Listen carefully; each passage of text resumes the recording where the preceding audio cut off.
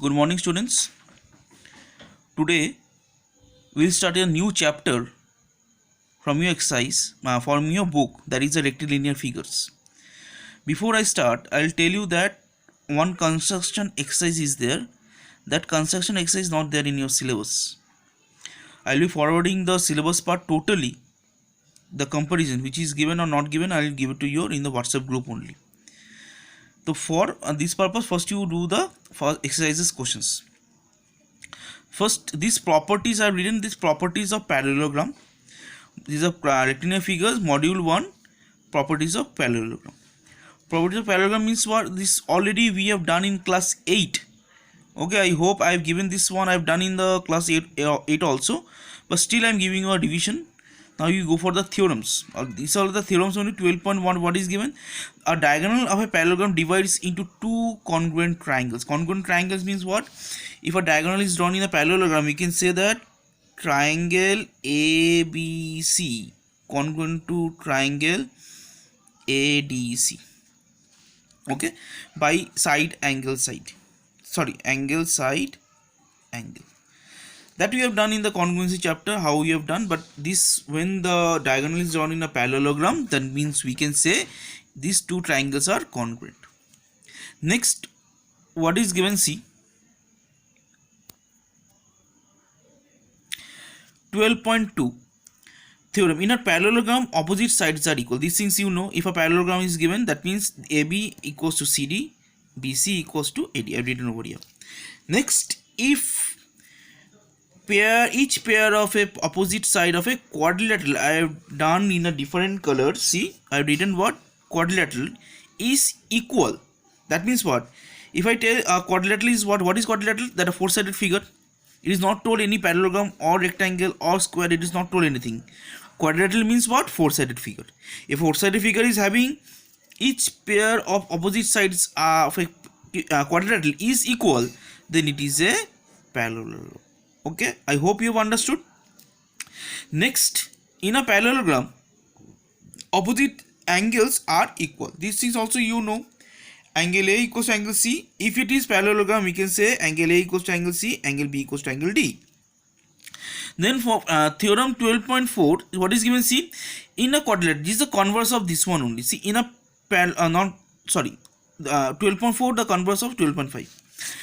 If each pair of opposite angle of a quadrilateral, again I did in a different color, quadrilateral is equal, then it is a parallelogram. That means it is converted into a parallelogram. When a quadrilateral is having opposite angles are equal, then it is converted to parallelogram. Next, theorem 12.6.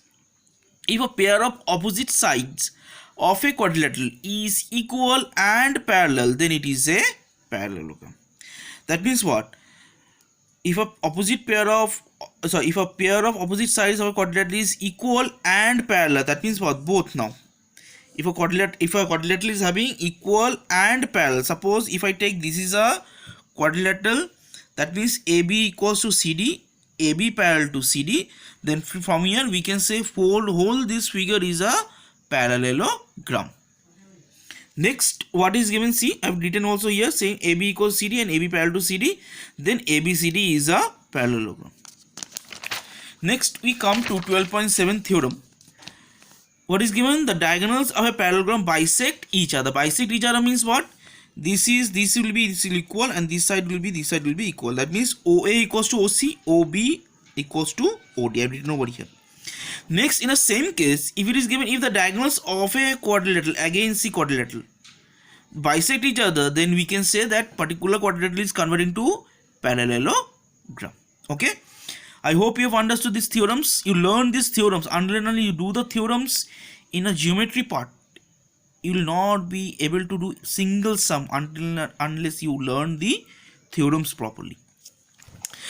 Now, so more theorems are there. The properties of rectangles are there. This is given in your book. I have not done anything like that. And properties of rhombus also, you just learn the properties also. And properties of square, these also you learn from your book. Okay, I hope you've understood. And this is very important part. Just I'm going through once the square part. All interior angles of a square are right angles, you know. All these corners are right angles. all the sides of a square are equal. These all are written. The diagonals of a square are equal. Diagonals means this one and this one is equal. Written AC equals to BD. Diagonals of a square intersect at right angles. They are not bisecting each other. They are intersect at right angles. See, they are intersecting at right angles. Then from here, see, the diagonals of a square intersect at right angles. The diagonals of bisect angles of a square. That means what? Angle B is bisected by BD and D is also bisected by BD. Now in fact, our square is a rectangle as well as a rhombus. So it has all the properties of rectangle as well as that of the rhombus. That means in a square we can get both the rectangles and the rhombus properties also. Okay, I hope you've understood all the theorems and these properties of these particular figures also. Learn these theorems and learn the properties also. It will be betterment for you only for your future classes, not for class 9. It will be class 10, 11 and 12. Okay, stay safe and do your work properly, and this work you do in your copy only.